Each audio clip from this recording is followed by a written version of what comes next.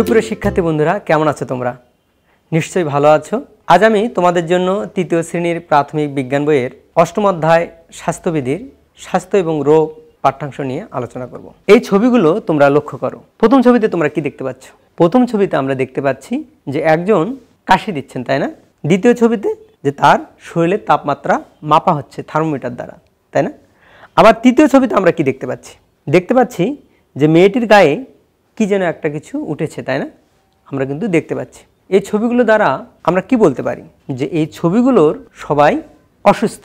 তাহলে আমরা কিভাবে সুস্থ থাকতে পারি? হ্যাঁ, তোমরা ঠিক ধরতে পেরেছো। আমরা যদি স্বাস্থ্যবিধি মেনে চলি তাহলে আমরা সুস্থ থাকতে পারি। অতএব আমরা বলতে পারি স্বাস্থ্যবিধি মেনে চললে সুস্থ থাকা যায়। প্রিয় শিক্ষার্থী বন্ধুরা, তোমরা বলো তো আজ আমাদের পাঠের বিষয় কি হতে পারে? হ্যাঁ, তোমরা ঠিক ধরতে পেরেছো। আজ আমরা আলোচনা করব স্বাস্থ্যবিধি নিয়ে। তোমরা নিশ্চয়ই কাগজ কলম নিয়ে বসেছো।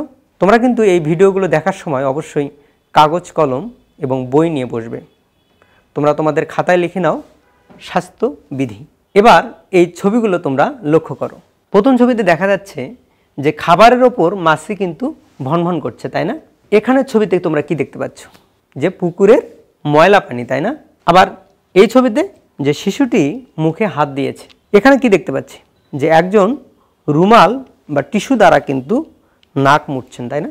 এই ছবিগুলো দ্বারা আমরা কি বলতে পারি? এই ছবিগুলোর দ্বারা আমরা এখানে দেখতে পাচ্ছি যে আমাদের চারপাশে অসংখ্য জীবাণু ছড়িয়ে আছে। দূষিত পানি পান করলে বা দূষিত খাবার খেলে রোগ জীবাণু আমাদের শরীরে প্রবেশ করে। যেমন আমরা যদি এই খাবারটি খাই, অর্থাৎ মাছি এখানে ভনভন করছে, তাই না? এই খাবার যদি আমরা খাই তাহলে আমাদের দেহে কি পড়বে? জীবাণু প্রবেশ করবে। আবার নোংরা বা ময়লা অপরিষ্কার পানি যদি আমরা খাই তাহলেও কিন্তু আমাদের দেহে জীবাণু প্রবেশ করবে। ময়লা হাতে চোখ ঘষলে কিংবা অপরিষ্কার হাত মুখে দিলেও জীবাণু দেহে ঢুকতে পারে এবং তখন আমরা কি হয়ে পড়ি? তখন আমরা অসুস্থ হয়ে পড়ি। সুপ্রিয় শিক্ষার্থী বন্ধুরা, আমরা এখানে কি দেখলাম? যে ময়লাযুক্ত খাবার বা অপরিষ্কার পানি অথবা ময়লাযুক্ত হাত অথবা আমরা যদি কোনো কারণে নোংরা বা অপরিষ্কার হাত যদি চোখে ঘষি তাহলে আমাদের দেহে জীবাণু প্রবেশ করতে পারে। প্রিয় শিক্ষার্থী বন্ধুরা, এখানে আমরা দেখতে পাচ্ছি জীবাণু।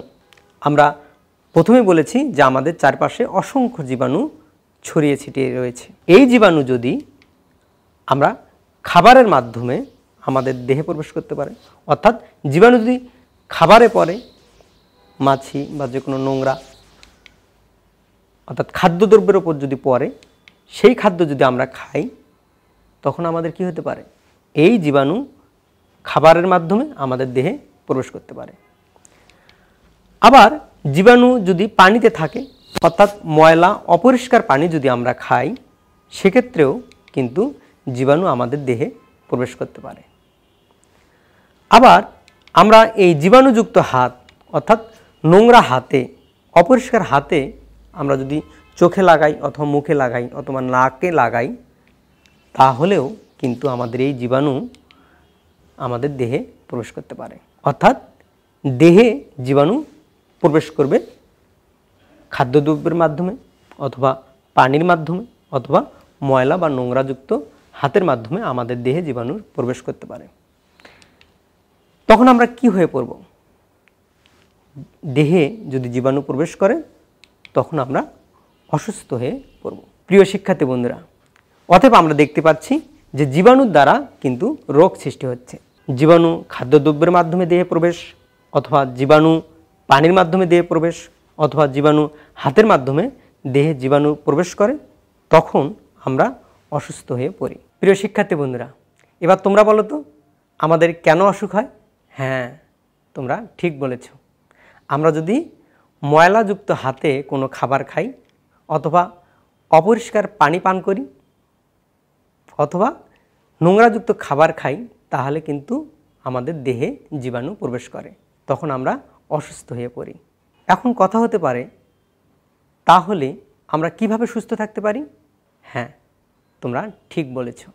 আমরা যদি স্বাস্থ্যবিধি মেনে চলি অথবা পরিষ্কার পরিচ্ছন্নভাবে আমরা আমাদের যদি জীবনযাপন করি, অর্থাৎ আমরা কখনো অপরিষ্কার হাতে কোনো খাবার খাবো না বা অপরিষ্কার হাত চোখ নাক বা মুখে লাগাবো না। এভাবে স্বাস্থ্যবিধি মেনে আমরা সুস্থ থাকতে পারি এবং হাত ধোয়ার অভ্যাসটি কিন্তু আমাদের সঠিক উপায়ে জানতে হবে এবং সেটা নিয়মিত পালন করতে হবে। প্রিয় শিক্ষার্থী বন্ধুরা, বোর্ডে দেখানো ছবিগুলো তোমরা লক্ষ্য করো। প্রথম ছবিতে আমরা কি দেখতে পাচ্ছি? প্রথম ছবিতে আমরা দেখতে পাচ্ছি সুষম খাদ্য, তাই না? দ্বিতীয় ছবিতে যে বিভিন্ন শিক্ষার্থীরা বা শিশুরা খেলছে, এখানে শিশুটি ঘুমাচ্ছে। আমরা প্রথম ছবিতে দেখলাম সুষম খাদ্য, ব্যায়াম বা খেলাধুলা এবং পরের ছবিতে পর্যাপ্ত ঘুম। এগুলো কেন প্রয়োজন? এই সুষম খাদ্য, ব্যায়াম ও খেলাধুলা এবং পর্যাপ্ত ঘুম কেন আমাদের প্রয়োজন তোমরা নিশ্চয়ই বলতে পারবে। সুষম খাদ্য আমাদের দেহ সুস্থ রাখে। পরিমিত ব্যায়াম বা খেলাধুলা, প্রয়োজনীয় বিশ্রাম এবং ঘুম আমাদের দেহের জন্য উপকারী। আমরা এই সুষম খাদ্য খেলে আমাদের দেহ সুস্থ থাকবে এবং আমরা যদি ব্যায়াম বা খেলাধুলা এবং পর্যাপ্ত ঘুমাই তাহলে আমাদের দেহের জন্য উপকারী। একটা কথা আছে, পড়ার সময় পড়া, খেলার সময় খেলা। আমরা প্রয়োজন মতো পড়াশোনা করব, খেলাধুলা করব এবং পর্যাপ্ত ঘুমাবো। এবার আরও কিছু ছবি তোমরা লক্ষ্য করো। প্রথম ছবিতে দেখা যাচ্ছে যে একজন ডাক্তার একজন রুগীকে দেখছেন, তাই না? দ্বিতীয় ছবি দেখে তোমরা কি বুঝতে পারছো? দ্বিতীয় ছবিতে দেখা যাচ্ছে একজন ঔষধ খাচ্ছেন। তৃতীয় ছবিতে এখানে দেখা যাচ্ছে যে একটা ফিল্টার দেওয়া আছে, অর্থাৎ আমরা এই ছবির দ্বারাও দেখতে পারি যে এটা নিরাপদ পানি, অথবা অনেক টিউবওয়েলের পানি কিন্তু নিরাপদ, গভীর টিউবওয়েল বা নলকূপের পানি কিন্তু নিরাপদ পানি।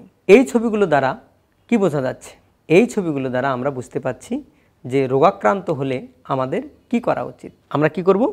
ডাক্তার দেখাতে হবে, ঔষধ খাইতে হবে এবং নিরাপদ পানি পান করতে হবে, তাই না? অতএব আমরা বলতে পারি যে রোগ হলে ডাক্তার দেখানো এবং ঔষধ খাওয়া প্রয়োজন এবং তার সঙ্গে সঙ্গে নিরাপদ পানি এবং বিশ্রাম নেওয়া প্রয়োজন, তাই না? তোমরা নিশ্চয়ই এখন বিষয়টি বুঝতে পেরেছ। আরও কিছু ছবি তোমরা লক্ষ্য করো। প্রথম ছবিতে কি দেখা যাচ্ছে বলো তো? হ্যাঁ, তোমরা ঠিক ধরতে পেরেছ যে প্রথম ছবিতে দেখা যাচ্ছে যে কোনো এক জায়গায় তারা বেড়াতে গিয়েছেন, তাই না? দ্বিতীয় ছবিতে একজন বিশ্রাম নিচ্ছেন এবং তৃতীয় ছবিতে তিনি কি করছেন? তিনি পেপার পড়ছেন এবং দেখেই বোঝা যাচ্ছে আনন্দের সংবাদ তার মনকে উৎফুল্ল করছে। অতএব আমরা বলতে পারি কোথাও অবকাশ যাপন বা ঘুরতে যাওয়া, পর্যাপ্ত বিশ্রাম নেওয়া এবং আনন্দময় কাজ, এসব শরীর এবং মনকে সুস্থ রাখে। প্রিয় শিক্ষার্থী বন্ধুরা, এবার তোমরা তোমাদের খাতায় লেখো যে আমাদের দেহ সুস্থ রাখার জন্য আমাদের কি কি নিয়ম মেনে চলতে হবে। তোমরা কয়েকটি বাক্যে লিখে ফেলো। তোমাদের জন্য সময় 2 মিনিট।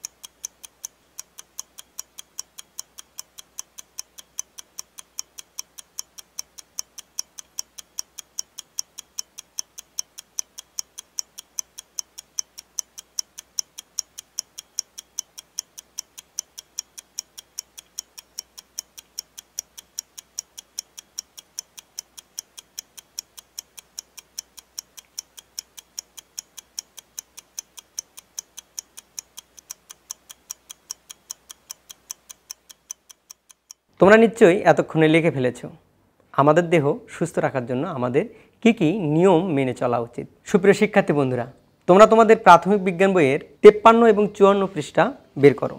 এখানে স্বাস্থ্য এবং রোগ, দেহ সুস্থ রাখা এই বিষয়টুকু তোমরা পড়ো। তোমাদের জন্য নির্ধারিত সময় 2 মিনিট।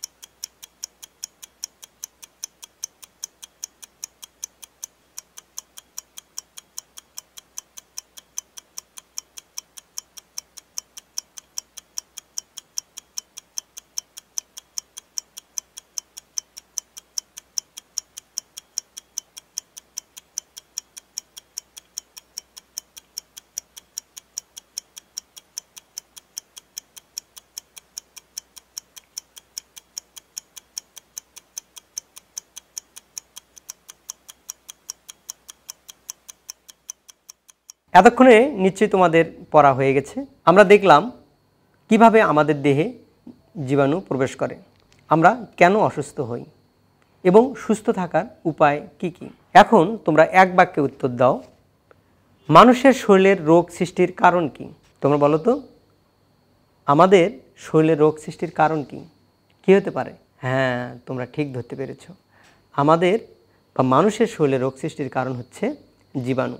জীবাণু যদি কোনো কারণে আমাদের দেহে প্রবেশ করে তাহলে আমরা রোগাক্রান্ত হই। অপরিচ্ছন্নতার কারণে হয় এমন 3টি রোগের নাম লিখো। তোমরা তোমাদের খাতায় লিখে ফেলো। সুস্থ থাকার 2টি উপায় বলো।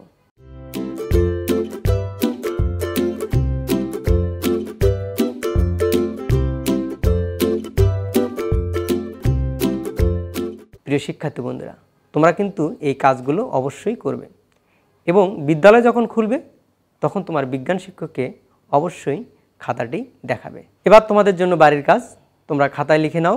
সুস্থ থাকার জন্য তুমি কি কি করবে একটি তালিকা তৈরি করো।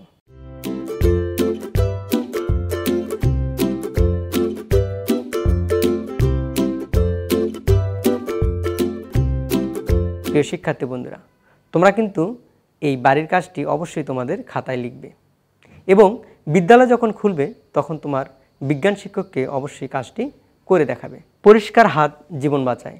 আমরা সবাই সব সময় আমাদের হাত পরিষ্কার রাখবো। হাত ধোয়ার নিয়মটি তোমরা অবশ্যই জানো যে আমরা প্রথমে সাবান পানি দিয়ে আমরা হাতটি এভাবে এভাবে এভাবে এভাবে এভাবে এবং এভাবে এভাবে অর্থাৎ সঠিক নিয়মে আমাদের হাত পরিষ্কার রাখবো। সবাই সুস্থ থাকি, ভালো থাকি, নিরাপদে থাকি। ধন্যবাদ সকলকে।